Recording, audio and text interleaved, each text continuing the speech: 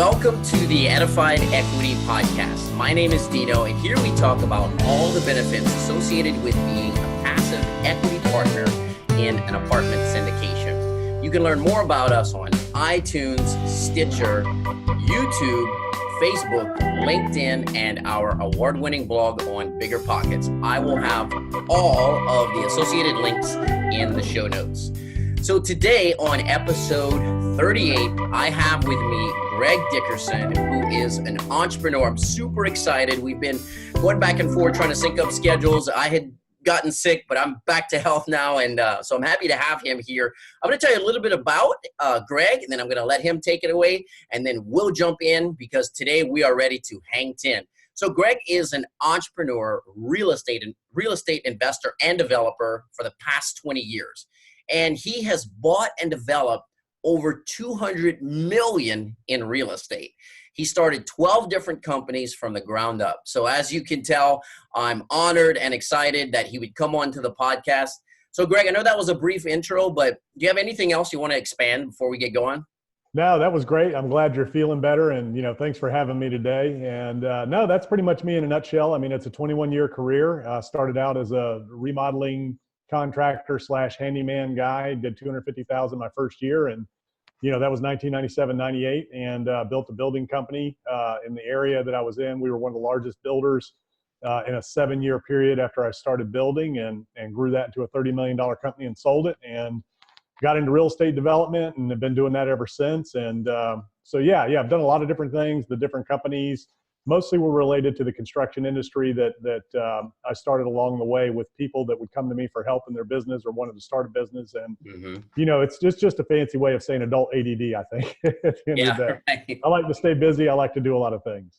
I understand. I'm the same. And I love to help people. So that's where it all kind of came from. Yeah. I think if you put that first, always, I mean, there's several personal development leaders, several successful people, and they say the same thing. If you put helping others, if you help enough people get what they want, you're ultimately going to get what you want as well in return, and you're going to feel good in the process. Yeah, exactly. It's a lot of fun. It's I get more excitement out of watching people grow, helping them find and unlock their full potential and reach their full potential.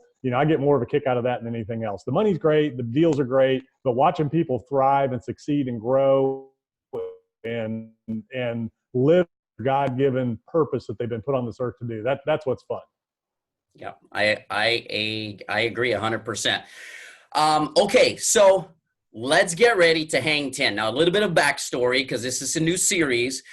So when I was in the military, I did 4 years in the Navy, and I was stationed in Norfolk, Virginia.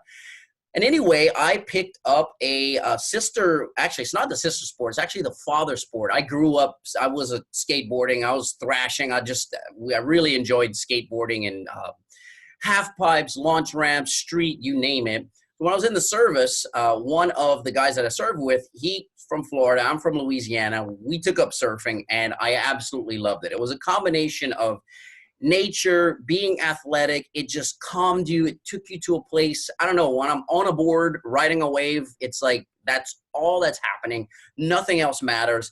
And it was almost a form of meditation and exercise. And I'm, again, from Louisiana, so I'm from the water. So I just fell in love with it. So as a play on my passion for surfing, I developed the Hang 10 series with Dino. So Greg is on today to hang 10 with me. And before I say, Greg, are you ready to hang 10? We actually have a few surfing places in common because of where he's located. Yep, that's right. Yeah, so I'm from the Virginia Beach, Virginia area, Norfolk, Virginia area. And then I went in the military right out of high school, and I was stationed in California. So Long Beach, California. So I surfed all up and down the California coast, grew up surfing in Florida, Virginia, and then I was on the Outer Banks of North Carolina for 14 years from 97 to 2011. And that's, the Hawaii of the East Coast. That's the biggest and best surf you can find on the East Coast. So that's why I moved there. That's why I lived there. So yeah, lifelong surfer. Yeah. So, and that's where I picked it up in Virginia Beach, but one of our favorite places to travel to was Pea Island. So we would drive down to North Carolina. Okay. So you ready to hang 10? I'm ready. All right, let's do it. All right, so first question is, What or when was your aha moment that drove you towards real estate? So when I started my business on the Outer Banks, I was working for some guys that were renovating houses and selling them. Down there, they were all resort rentals, big resort rental beach houses, and they were buying them, putting ground floors in, pools, hot tubs, elevators, things like that. I mean, they put 100, 150,000 in these houses. They buy them for 500, put 100, 150 in them, and sell them for 900 to a million. So Yeah. I thought that was pretty cool. And so I was kind of asking them questions, learning from them. And then a friend of mine who was a realtor came to me and said, "Hey, I know of this lot for sale that we can buy, and I think we can sell it and make like a $30,000 profit, overnight." And I'm like, "Can you do that?" And he said, "Yeah, absolutely." So he said, "Look, you put up the money, I'll do everything else. I've got the buyer, and we'll flip this thing and we'll split the profit." So I put up the money. I don't even remember. It might have been $100,000 lot, and we sold it like 30 days later for 125, 130,000. I put up all the money. He did all the work. We split the profit. And I had no idea that you could do that. And this was, I was on my third house by this time. So I'd owned year-round houses. I just didn't know that you could speculate like that or flip property like that. It just didn't occur to me. And, back then there wasn't a whole lot of real estate education out there because the internet wasn't even a thing really at the time and all that. So I'd read some stuff from Russ Whitney and I'd seen some Carlton Sheet stuff, but I thought that was all, scam stuff, right? I had no idea. So anyways, that was the first deal I ever did. It was a lot flip. I split the profit with a buddy, made about 15 grand, and I was off to the races after that. Oh, I bet. Yeah. Well, that makes sense. That would make me want to get into it as well. Yeah. Okay. Number two, if you could go back and have a discussion with your younger self, what age would you be? What would you say and why? So I would probably have intervened with myself right after I got out of the Navy. So I went in the Navy right out of high school, and I had a background in construction and restaurants. It's the only two things I'd ever done. I was working in restaurants when a guy who was doing an addition on the restaurant hired me to clean up after him, and that's how I kind of started learning construction. And I'm a hard worker, and so he hired me, and I followed him around. So when I got out of the Navy, I stayed in California for a little while, and I was young, and I liked to travel. That was one of the reasons I joined the military, was not only to serve, but you can travel a lot in the Navy. As you know, you get to see a lot of different places. You get paid to be on a cruise, right? So that was a lot of fun. So anyways, going back to that time, knowing what I wanted to do with my life, I always wanted to be a builder, always wanted my own company. And I would have told myself, go to work for one of the most successful developers you can find and learn from them, even if you got to do it for free. That's what I would have done if I'd have known back then what I know now. I would have went to work for a very successful developer because I like to build things. I like to develop. I've always wanted to do a skyscraper. Now, I don't know how you define that, but something at least 20 stories or more is kind of one of my goals in life. And I'm getting close to that. So I would have gone to work for somebody who was doing that kind of stuff, worked for them for free if I had to learn everything I could about the business. And then I would have taken it from there. Great. I love it because I would have had a similar conversation with myself, which basically would be bypass single family, bypass private money lending, bypass wholesaling properties when you have too much going on. So, and just get right into syndicating apartment communities. So a little bit different, but a very similar conversation. And I think a lot of people that I bring on or that I listen to in other podcasts say the same thing. They say, I would have said start earlier, but our journey is our journey and there's nothing we could do about it. And it made us who we are today. Well, all you know is what you know. And, I learned it from the ground up the hard way. I was in a small area on the Outer Banks, so all I knew was what was going on there and what was working there. So that was what I was kind of limited to. And then as I started working with and meeting other developers from other areas, I started to learn and grow. So, I think I've done okay considering where I was and where I came from and the limited knowledge I had. And then as I gained the knowledge, I started putting to work and using it, and I'm really using it now. And, hopefully this year, I've got about $100 million worth of projects in the development pipeline. So, awesome. I should be able to really ramp it up from here. I'm 51 now. But, I'm in a college town, University of Virginia, Charlottesville. We have Darden School of Business, one of the MBA programs in the country. And I talk to a lot of young MBA students that will come in and ask me for advice. And I tell them what I just told you. Find whoever it is that is the best in the business at what you want to do. Go work for them, learn from them, even if you have to do it for free. And I would argue, even if you have to pay them, if they're that good and they're who you want to be one day, if you got to pay them, pay them. and do whatever you have to do to go to work for them and learn from them. Because it's not only what you're going to learn, it's the contacts you're going to make, it's the resources you're going to, you're going to gather along the way. So there's a lot more than just the knowledge and the education. It's the network, it's the resources, it's the confidence, it's everything. So that's what I tell young people today coming out of college with graduate degrees that are headed into the workforce. Yeah, I agree. And people pay for internships all the time. So it makes sense. It's really no difference. Yeah, exactly. Okay. Number 3, what or who has been the most influential person in your life and career? I don't have any one person, so I've never had a formal mentor, but I've learned from a number of people over the years, and I've had a number of people that have made an impact on me in different ways in different areas. Early in my career when I was working in construction, one of the guys I was working for, he had his own business, and he was just really influential to me because he just had his own little company and he was doing his own thing. So I learned from him that I could be self-employed, I could create my own future. I've had different individuals along the way that I've taken wisdom from. I have good friends now that are good influences in my life that I look up to that are a lot smarter than me. So it's really, there is no one person. I have a couple of really good close friends now that are very impactful in my life and that I do a lot of things with. But it's a culmination of a lot of different people. I just don't have that one individual that I can say, hey, that person really made a difference in my life. I understand. It's difficult to pinpoint. Yeah. And there's a lot of different ways. So you have the business standpoint, then you have faith and family. And I'd say probably my spiritual mentor that I met on the Outer Banks in '97, who helped me really cultivate my faith journey, was probably the most influential overall from a person, as a father, a husband, a dad, and the business as well. So that was one individual that made a big difference. But from a business perspective, it's been a lot of different people. Okay, certainly. Number 4, what has been the most instrumental tool that you use in your business today? So just technology in general. So I'm outsourced. I work from home. I manage teams in different areas, all up and down the Eastern region and down into North Carolina. So, I leverage technology to my fullest advantage. So all of my documents are online. Everything's in the cloud. I can do 90% of what I do from my phone. I use a Mac system, so everything kind of crosses over and works out really well. So there's not really one specific thing, because what I do bigger deals and I do less of them. So it's not like a huge thing that I need to manage. Right. I have architects, engineers, general contractors, realtors, all working for me in the different areas on different projects I'm doing.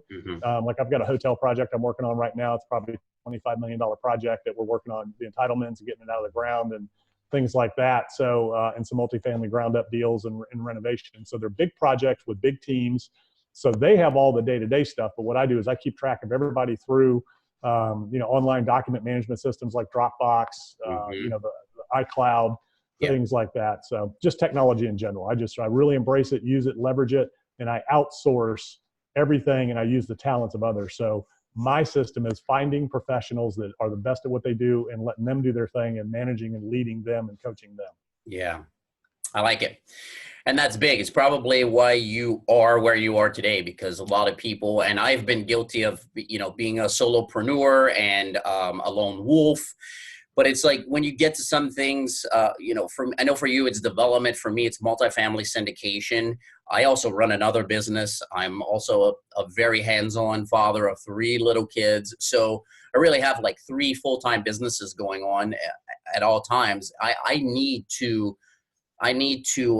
be able to source things out to people who are really good at what they do, so that as a team, we can all be successful. Exactly. And, I just have no backlog in my life. I mean, I take care of things as they come in. I keep up with everything on a daily basis. So I never have backlog. I'm never behind. I never have to play catch up. That's great. Yeah, that is a great skill, because it comes at us so fast. If you can stay on top of it and not get off, that is a really a great quality and skill to have. Okay, number 5. What is the best, the most influential book? Now, this can include audio, podcasts, movies, documentaries, that has helped you throughout your life and real estate business. Well, there's so many, but obviously the first one, and a lot of people say it, is Rich Dad, Poor Dad. I read that, and that opened my mind to having a business that provided cash flow to do other things. Mm-hmm. So that's what I took away from Rich Dad, Poor Dad. It is a real estate investing book, but I looked at it more of an entrepreneurial type book where, hey, have a business, be a business owner, and leverage other people's assets like we just talked about. Have a business that runs on its own. Now, when I say that, I don't mean you don't have to be there, you don't have to pay attention. I just mean it operates day to day without you being involved in the daily operations, but you still got to watch and pay attention and know what's going on and lead that organization. So anyways, I read that. Then I read The Power of Positive Thinking, Norman Vincent Peale, Think and Grow Rich, Napoleon Hill, and then a number of books, Brian Tracy, Zig Ziglar, so all the greats, right? So Yeah. I'm a constant learner. My iPhone back in the day, it was, it was the cassettes, Walkman, and then it was the CD Walkman, and then it was iPod. I've never had music. It's always been books on tape. So I'm constantly pouring into myself, listening to a number of things, but those are probably the foundation. And then from a management system standpoint, the 1 Minute Manager was the most impactful management system and philosophy that I've ever used that helped me succeed, helped me grow my companies as fast as I grew them. But all of those things together, kind of are what made me what I am. Managing by Harold Janine, that's a great book. He was the CEO of ITT, multi-conglomerate, one of the first multi-international conglomerates, and all about how to run integrated multiple organizations all at one time, things like that. So, there's a lot of great stuff out there, and I read books all the time now. I'm constantly reading and pouring into myself. And again, I'm listening to podcasts. I'm listening to books on tape. I've got satellite radio for my wife. I don't ever listen to anything but educational and professional development stuff. Yeah. Yeah. I mean, we're almost identical in that aspect, because I know I told you before we started recording, I'm from Louisiana. I'm in New Orleans, Louisiana. Right behind me is Canal Street. So obviously being Cajun French from Louisiana, music has been a big part of our culture, history, our heritage, and our lives. But honestly, I can't remember the last time I was in my vehicle and listened to a song, unless it was a children's song because I had my kids with me. But when it's me, I have a podcast or an audiobook in my ear, and it's like Dashboard University. There's no better way. If I'm not on the phone, I'm listening, and I'm growing constantly. Yeah. And I had the same talk too when I bought.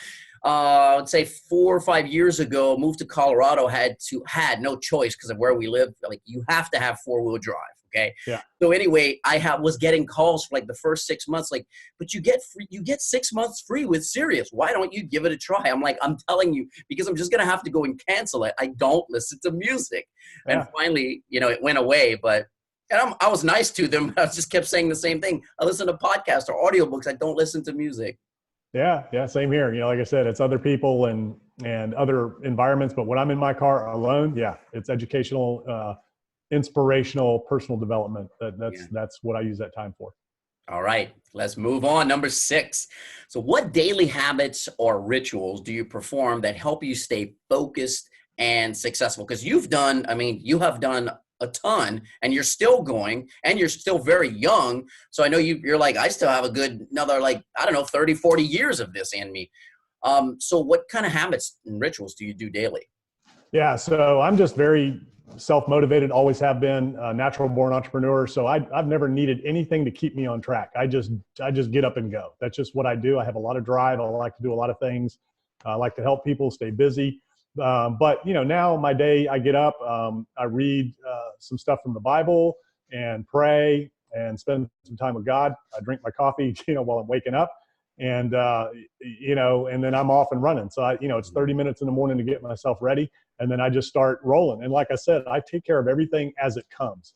So I never really need anything or anybody to push me. I deal with stuff as it comes in. I'm constantly, I never have backlog. I'm on top of everything, and I enjoy what I do. I love what I do. What I'm doing now is focused on more bigger projects, which I should have done a long time ago. But now at this point in my life, I'm at a point with knowledge, wisdom, education, experience, and resources to do the bigger deals. Yeah. So that's really what I'm after now, is just fewer, bigger deals. And I'm really trying to ramp it up from that standpoint, because it's a lot of fun. I love building. I love developing. I love doing things like that, and leading teams. And like I said, I want to build a 20+ story building. That's one of my goals. Yeah. So I'm on my path for that this year, and hopefully I'll have one coming out of the ground here in the next year or two. They take a little while to get going, as you know. The bigger they are, the more time they can take to get out of the ground. But that's just me. I'm just motivated. I like to do things. I like to make things happen. I'm the guy that you got to be real careful. A lot of people will say, hey, share your ideas with others. It helps you hold you accountable, right? If there's something you want to do or a goal, write it down and tell people about it so that, so I'm the guy that if you tell me you have a goal, it's like, well, let's go, let's do it. Yeah. And, I don't like to talk about it. I don't like to think about it. I'm like, if you tell me you want to do something, well, I'm grabbing you by the arm. Let's go. And we're doing it. So, that's just kind of how I'm wired. So I really don't need something to keep me, going day to day just to stay on track. I just do what I do. Yeah. I love it. Well, that's definitely what has helped you be, where you are today and where you're going. And it sounds like to me, and I'm very similar. I've grown enough to realize that it's actually enjoying the journey. So just like you for right now, at least the 20-story development, I would venture to say that when that happens, you're not going to turn around and say, I'm done. I did everything I wanted to do. There's going to be something else that you'll be chasing. You'll celebrate for a few moments and be like, I did that finally. But then it's like, okay, now what? Because that's what really, it's almost like you hear people planning these like lavish vacations, and then they come back and they will say like, it was almost more fun like dreaming about it and planning it than actually going there. So I think enjoying the journey and being big enough to say like, this is what excites me. It's like getting there, getting to the thing is really what it's about.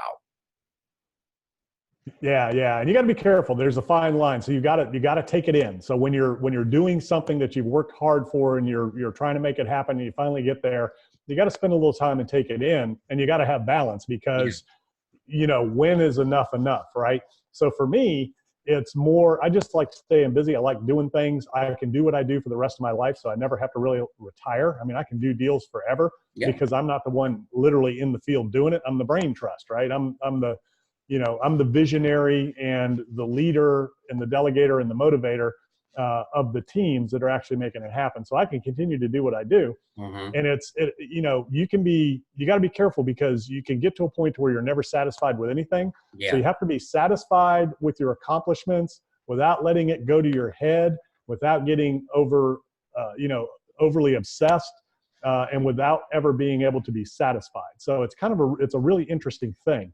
So I've been very fortunate to be able to be satisfied with what I've done, to be able to enjoy the successes that I've had, but at the same time to realize that it's all relative. All I know is what I know. You compare what I've done to, a Donald Trump or a Sam Zell or any number of people, and it's nothing, right? So they've done one deal that's bigger than anything I'll do in my entire life, right? So, there's guys that are billions of dollars out there and hundreds of millions of dollars out there, and I've done that over a 20-year period. So for me, coming from where I came from, it's great. Mm-hmm. But thank goodness I've learned from all of those years to where I can really fast track things now and really focus on the things that I want to do now, not the things that I had to do back then. Right. Yeah, that makes sense. That's great wisdom to share with the people listening today. Moving on to 7. So we're hanging 10. We're getting close to the finish line here. What is the best piece of advice that you would give to someone just starting out as a real estate investor? And if you want to take a spin on it to say, well, I'm a real estate developer now, so I'll talk to that person, it's totally fine. Yeah. So, whatever it is, real estate developer, whatever somebody wants to be, again, my best advice is find the best in the business at what it is you want to do and go work for them and learn from them. Yeah. That would be my best advice, and learn that business, whatever it is you want to do. Go learn for that individual, work for them. You will shorten your learning curve or your career path. The other way to do it would be to find a mentor. If you're not going to work for somebody, if you just want to go out on your own, get a mentor that's doing what it is you want to do, that is where you want to be. Mm-hmm. They will shorten the learning curve. They'll get you there 10 times faster. So that would be my best piece of advice, other than the obvious, which is educate yourself. You got to know whatever it is you want to do. You got to know it, become an expert, learn it, live it, breathe it, everything. Know the numbers, know the market, know everything there is to know about the business you want to be in, whatever it is, whether it's real estate investing or anything else. Yeah, agree 100%. That's great advice. And I'm glad you said that again, because that's exactly how I got my start in apartment syndication. Because going from, even fix and flips. I was more of the architecture, bringing the deal, lending a little bit of money. I was not operating a crew. I didn't have that skill. But I was getting involved. And then when I transitioned to a syndication, it's exactly what I did. I partnered and said, I'm going to bring value to your existing operation by doing X.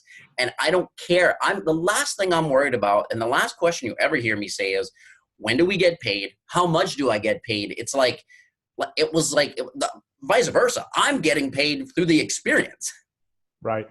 Yeah, a lot of people forget you have to make a deal happen before anybody gets paid. So forget what your share is. Now, that's important. You got to have those things at the correct time. But initially, it's all about, what do you have to offer? What can you bring to the table, especially from real estate developers' perspective? So I see on like Bigger Pockets, other things, and people reaching out saying, hey, I want to wholesale this land to a developer. How do I need to do it? I say, well, developers are pretty sophisticated. You're not going to wholesale a piece of development land to somebody unless it's something very unique that nobody else knows about, but it's usually something that's been on the market for a while, or, somebody can't sell it and they say, hey, I got this great deal. I'm going to go find a developer and do this.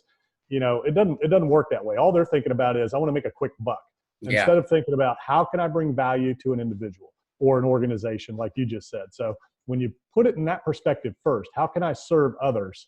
Then, everything, the doors will start to open. If you try to create value, find value, bring value to others, everything else will take care of itself. Now, you do have to iron out specific details in writing, who and how the structure of the profits are going to lay out. That's a very important detail, but that's after you bring some value to the table.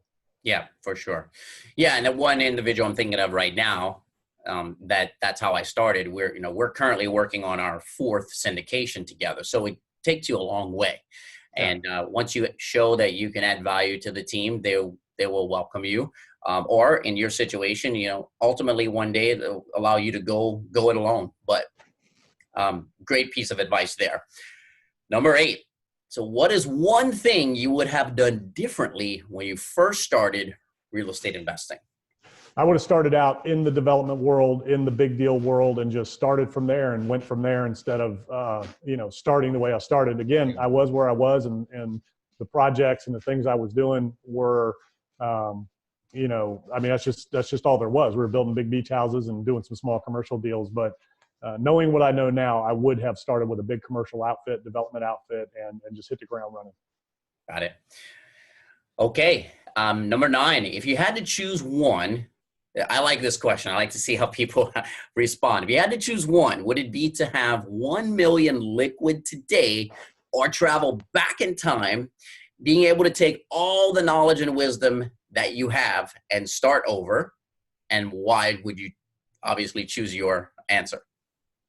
So that is an interesting question. So let's put some more zeros on it, Okay. right? So for me and for other people, let's frame it in the question of $100 million. Okay. Because then it becomes more relevant, because million's easy, right? So 100 million. Would I take 100 million today, liquid, or go back knowing what I know now and do it all over? I'd go back, because I could be a billionaire knowing what I know now, starting over with my whole career and being able to go to work for somebody who was a billionaire developer. So that would be worth a lot more to me in the long run. So yeah. And there it is. It goes back to the journey. I mean, because some people would say, well, okay, 100 million liquid, and I still get to keep all my knowledge and wisdom and be still only 51. I'm like, wow, that's so much more I can do. But instead, give that away, take the knowledge and wisdom and go back in time. It's like, that would be better. So obviously you're enjoying the process. You're not living day to day in misery. You're saying, this is fun. I like this. I'm challenged. Well, and you say, know what I know now. So there were some incredible market conditions that you could really take advantage of back then that we're never going to see again, right? Okay. So you gotta keep that in perspective. That's why I say that, because, That's true. the easy credit and all that, I could easily, who knows how much you could turn 100, you could create that would be much more valuable than $100 million today. It doesn't go as far today as it would have back then with the credit environment that we had. So yeah, it's an interesting contemplation for sure. Sure. And I never even thought about it that way. I should reframe it in some way. I never even thought about, like, you're going to know, like, the future. I was just saying, just maybe you don't know when the crashes and all come, but you still have like the knowledge and wisdom to develop that 20-story building. But now Yeah. you can go back and be 19 or whatever. Right. But I see what you're saying. Of course. Yeah. If you knew. Yeah. And at my age, I'm less likely to take big risks. So I have to move a little slower, do things a little different. Yeah. You go back then when you have no kids, no family, you can do a lot of things that you can take a lot more risks. You can move a lot faster. I used to work, 100 hours a week back before kids. And even when my kids were young. Now, I'm always on, but I take my weekends and things like that. So yeah, there's a lot of little caveats you could throw into that, but the Bible will tell you wisdom is worth more than all the gold in the world. Right. So, there's a lot of truth in that. For sure. Okay. And then finally, number 10. So what excites you and what projects are you working on? I know you have the big goal of the 20-story at least development, but what juices you right now? What are you working on? So a number of ground up projects right now. I've got some hotel projects I'm working on and some opportunity zones, some ground up multifamilies and some big adaptive reuse projects. So, my goal this year is to get about 100 million in the development pipeline and start bringing that out of the ground this year so I can complete, around that over the next year or two. So I'm really excited about some of these opportunities with the opportunity zones that have come about this year. There's a lot of capital chasing those deals, and there's a lot of opportunities out there that are different and interesting, based on that structure. So it's going to be a lot of fun here the next couple of years, especially 2019. This is the year to deploy the capital to gain the most benefit from that new law with opportunity zones, and there's a lot of big projects that are taking advantage of it. So it's going to be a neat year to see what the impact of that new legislation has. Yeah, for sure. That is like the buzzword, the hot topic, and people are taking action. I mean, it's still early on in the year, but I know they're forming conferences around that. I've had talks with. I have a friend doing a 300 plus unit development in an opportunity zone, and I understand it, and I understand why people are getting involved, and it's a great opportunity. So to be at the forefront of it is a plus. Huge. Yeah, it's going to be a real interesting year.